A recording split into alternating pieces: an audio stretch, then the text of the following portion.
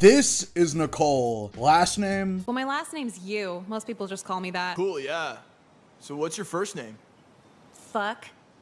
She is the protagonist of the Class of '09 series of subversive anti-visual novel games, and much like the last person of discussion we were talking about, the Postal Dude from the previous video, this video aims to answer one question. If Nicole was actually charged for her crimes, how much time would she get in prison? Now, like before, there are some rules that I just want to clarify. One, we're trying to give her the maximum amount of time. However, there are going to be some major differences, unlike with the Postal Dude, who is a full-grown adult. Cole, at least in the first two games, is a minor, so punishments might not be severe or as severe as they would be for, like, Postal Dude. And also, to be fair, the Postal Dude's crimes are way more atrocious, to put it lightly, than what Nicole has done, but not to say that she hasn't done some pretty awful things herself. And also, we're going to be taking account every single ending. Since Class of '09's canon is something that basically doesn't exist, really, we're gonna just be adding up all of the endings in total, meaning every crime that has been within those endings are going to count. So in order from each game, and we'll even do the anime too, even though there's only one episode. And again, like the last video, I'm not an expert on any of this. This is mainly just for fun and not meant to really be taken seriously. But without further ado, let's get into it with...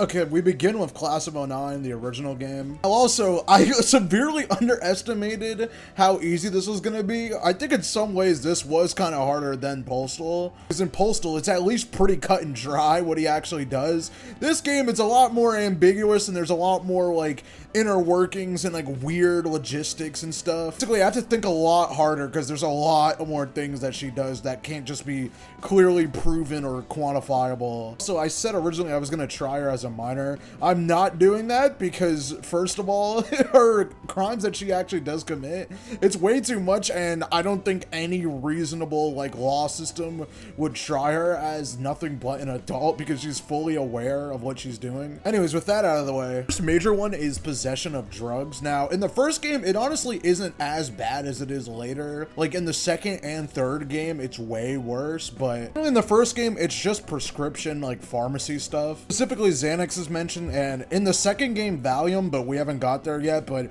I'm still just gonna include it because, I mean, it's her mom's medicine anyway, so it can lead either up to 6 months in jail or a $1,000 fine. There's also the issue of her smoking, like cigarettes. 16, and you need to be 21 to purchase cigarettes in most places, at least in the United States. So this is a fine of either $2,500 or up to 12 months in jail. She also gets up to 20 years for burglary and 10 years for destruction of property. This is from when she has to destroy the like photo lab and steal back the pictures from Jeffrey. Involuntary manslaughter. This could be two different things depending on how you want to look at it. First one is Kyler, which is the most direct case of this, where she encourages him to, you know, jump off the roof of the school. And yeah, while he technically, it's up to interpretation if he actually died or not. He didn't die immediately, but he most likely will, considering his like leg is completely shattered. And also the time with Jeffrey when the incident happens in the school. She continued to egg him on even though she knew what the consequences were potentially. I mean, she probably couldn't have known the full extent of what he was gonna do, but she was poking the bear to say the least. And also there's evidence to prove this, that one, you can talk him down and not have this route actually happen at all. And also he mentions having like his dad owning guns and stuff like that. Yeah, and stuff like this can lead up to 15 years in prison. This also counts as harassment. I mean, she harasses like everybody, you know what I mean? But specifically in a case like this where it led to like other people dying and like violent acts being committed, found that it can reach up to 10 years in prison. A fine of $2,500 to boot. Perjury, this happens in the route where you're basically in court, and this is like the bad ending where you get expelled from school. And now what perjury is, if you don't know, that's just lying like under oath. Like if you're in court, you're basically forced to just tell the truth, and like, well, you're supposed to tell the truth, but if you get caught lying, it's like a serious crime. Usually perjury leads up to 10 years in prison. And the next few crimes, and no shocker with this one, is relating to Mr. White for obvious reasons, you know what I mean? And especially because like most of the bad endings in this game are revolving around this guy in the first place. Aiding and abetting, which is as it says, aiding a criminal in any sort of way. And yeah, she definitely aids him in the fucking white nationalist chlorine bomb route, so it's pretty self-explanatory. Also, addition to that, committing crime and conspiracy, basically just planning out to do this. And yeah, I mean, she says she doesn't know. She thought she had a pretty big pool, but who knows? I mean, she's literally a pathological liar and lies all the time, so who knows if she really thought that? I think she's smart enough to know what was going on. Yeah, let's not give her the benefit of a doubt. Yeah, this is her first life sentence. Congratulations. Use of a weapon of mass destruction, again, the bomb, and the bomb says it could level a food court in the official ending. Providing material to support terrorism. Yeah, again, the chlorine for the bomb. In addition to the life sentence from the previous crime, this is another 20 years. There's also intimidation, this is a weird one too, because it's very specific, but I'm judging this based off of the fact that in the ending with Kyler, you can make all the students, well, male students, afraid of you, and basically you just threaten to make them kill themselves if you don't do exactly what you say. If you want a better example, this is where also Jeffrey makes you become the valedictorian because he does all your homework. It's a tricky one, but from what I've found, especially if this takes place like within a school, also counts as bullying and harassment and can lead up to 5 years in jail. Stepping back around to Mr. White, there's also just, you know, it being a hate crime in general. Well, it's clearly expressed that Nicole does not hate any minorities specifically. The fact that she joined this group and still carried out this act anyway still counts, as it was a targeted attack. That specific Puerto Rican bingo hall. And the last few I want to get into all revolve the same thing, so I'm gonna just lump them together. This is the arson route. So 1, reckless endangerment, 30 years, because she knowingly knew that it could cause harm and purposely skipped out from school. So we have no clue if anyone made it out alive from this. Also arson, if it wasn't obvious enough. And with that, I think that that's every crime that was committed in the first game. Be free to correct me if I'm wrong, because I most definitely am. I am not an expert on this. And like I said before, this is just meant for jokes, but we're gonna move on to the next game.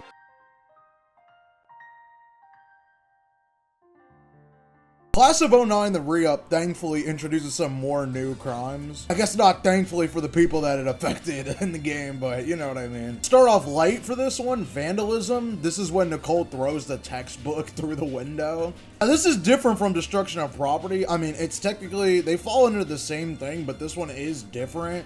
Mainly because this was just for the fuck of it and not for any like specific reason. Like she was doing this like on purpose just to like get in trouble. So this counts more towards vandalism than just general destruction of property. And the only reason she destroyed the photo lab in the first place was to make it look like it wasn't just theft. This is a fine of up to $2,500 and 5 years in prison. Possession of drugs with intention to distribute. Obviously this is when she commits charity fraud and she sells drugs to people, which yeah, especially for like how severe the drugs were, it's up to 40 years in prison. And on top of that, charity fraud, 20 years, plus the additional 2 years that we actually see in game, as stated when Nicole's narrating the ending for this. Assisted suicide. This happens in remedial English where you and Emily both OD in front of the class. Now, you don't die, but she does, so that's why this is like assisted, because it's clearly stated Nicole doesn't actually die from this. And yeah, assisted suicide is not really a specific thing, but it can be charged to 10 years. Prostitution. Yeah, so in the MySpace route where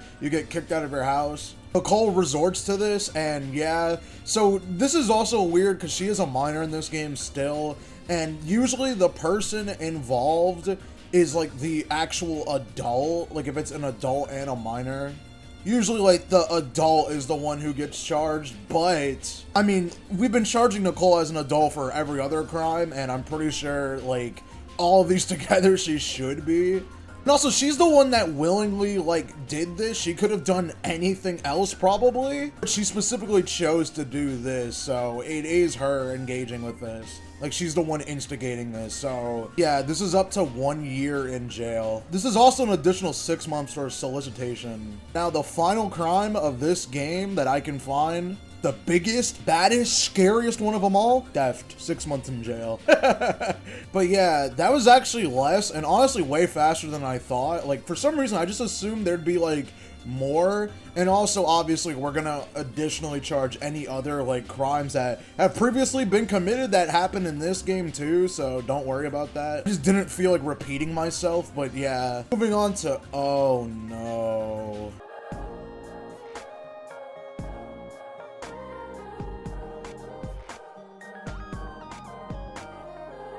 Now we move on to Class of '09 Flipside, and since there's not a lot really going on with this game, since Nicole's no longer the main character, we're also going to include some like extra bonus ones. So yeah, anyways, in the Flipside, there's purchasing alcohol when she's underage. Again, she's an actual adult in this game, but she's still not old enough to purchase alcohol. And then, of course, there's first-degree murder with Jeffrey, because she clearly knew what was going to happen, giving him all those drugs and alcohol. And that's basically all I could find for Flipside. Again, she's not the main character in this game, it's Jekka. So she doesn't really do that much in this game that hasn't already been done. And now, the last thing I want to talk about is the anime, which I mentioned before. Again, nothing really particular happens in this anime that's like anything that new or noteworthy, but Nicole does commit second-degree murder, which I'm counting this as second-degree with Jeffrey, because I don't think she meant to just kill this man, and we don't know if he's dead, but we're pretty sure he's dead just because of how much blood there is. All she did was push him into the little railing. She meant to hurt him, but not kill him, and they kind of just walk away. They don't really even, like, acknowledge that this happened. So yeah, I'm just gonna chalk it up to second degree.